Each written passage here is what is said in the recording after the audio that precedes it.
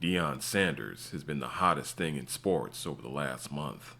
He has taken a team who has been a doormat in the Pac 12 conference for quite some time and turned them into a bowl team in year one. The eyes of the nation and even the world are on what this man is doing in Colorado. The sensible and rational people who know the game of football and weren't emotionally on the prime train were in no way surprised by what happened against a team with a Heisman hopeful who was a contender for the college football playoff in the Oregon Ducks. One may have hoped the Buffaloes would perform some magic and at least make it a thrilling contest, but the outcome was expected. It was a program rebuilding versus a program contending. We got what we were supposed to get. If anything, this loss got rid of any notions of the Buffaloes being conference or national title contenders, which wasn't projected anyway. They're still well on pace to be in a bowl game for the first time since 2016, which is a huge step in the right direction for a team only winning one game the year prior. While watching this contest, I noticed some bizarre things happening on the Oregon Ducks side. A fake punt on 4th and long, being up 2 scores early in the game, constantly going for 2-point conversions, going for it on 4th down late in the game when the game was well in hand, talking about how we're not done and we want more at halftime, up 35-0. What was this really about? All the celebration from the fans and overly aggressive play calling to beat a rebuilding program who was a 3-touchdown underdog. Deion nailed it in the post-game presser, saying the Ducks weren't trying to beat the other team. They were trying to beat him. This was a personal vendetta against Coach Prime. But why? What did this man do? The media went after Deion when he first got to the university, saying he was too harsh on the players, saying he was going out of his way to make players quit. They made it seem like he was somehow abusing these young men, when in reality, he was coming in and setting standards for excellence.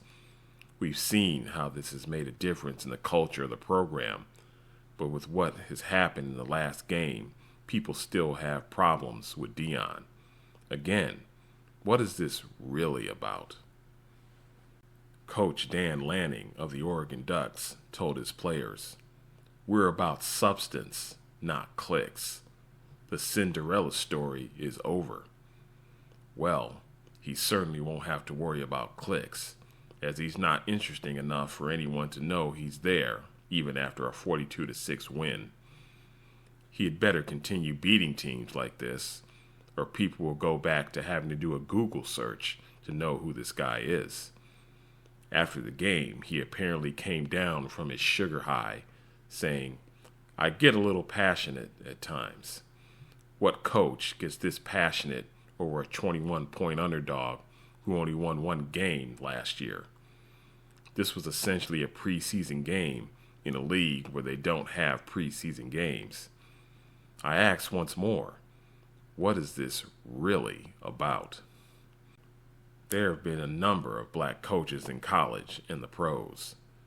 Tony Dungy is one notable coach who was head coach of the Super Bowl winning Indianapolis Colts.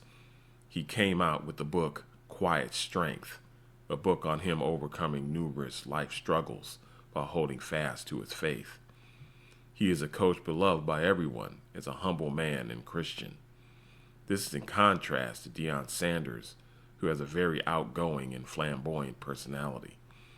Looking at guys like Tony Dungy, as well as Lovie Smith, who coached against Tony Dungy in that Super Bowl game as head coach of the Chicago Bears, you could hear a pin drop around these guys. They are both unspoken and out of the way. This is where the masses want our people to be. They don't want us to have a personality or to express ourselves. They fear us becoming the magnetic people we actually are. They're frightened at the notion of any of us taking hold of the levers of power in leading and taking charge of our environment. Why would anyone be upset about someone having the ability to draw people to their program with their personality alone? Coach Prime is capable of attracting talent to his team by creating an environment that is fun and engrossing for players. They don't have a problem with it until a black man does it. A black man standing in his power and having agency over himself is akin to a terrorist threat. Deion hasn't done anything to have people angry at him or wanting to target him outside of this. We've seen how the media has promoted black women to the forefront. They're being featured prominently in movies, TV shows, music, and in politics. This is being billed as a form of racial equality, when in reality it is a sinister plot to greatly undermine and disrupt the black body politic. This is more substantiated when certain black men are also being brought to the forefront, but only when they are in full support or part of the LGBT community. Women are not racially loyal. They never have been. A woman will only be loyal to two things: herself and power. Uplifting black women while debasing black men is the way white supremacy will turn black people against themselves and decimate the black household. If you want to destroy a community, take down their warrior class and turn their women against them. Coach Prime has brought excitement to a dead program and has a bunch of newly recruited young men believing in their ability to succeed. No one knew or cared about the Colorado football program before Prime showed up. With all this said, this isn't as much about Coach Prime as it is about what he represents. He has himself capitulated to the humiliation ritual black men are put through, and in the end is nothing more than an entertainer. His exploits only serve to boost his own brand and not so much to uplift black people as a whole. We shouldn't get carried away, but we can take the situation for what it's worth. This game means nothing. Oregon gained nothing for beating up a 21-point underdog no-name program, and Colorado lost nothing by losing to a regional power and playoff contender. The opposing head coach made a statement saying he hopes the people who watched the first 3 games of Colorado are going to watch this one. He seemed really proud of the prospect of beating up a rebuilding program starting from scratch. If there's any coping to be done, it will be by the anti-Deion haters who have been coping all year with a black man actually having a personality who won't stay in the broom closet where they believe he belongs. A strong heterosexual black man is still public enemy number 1.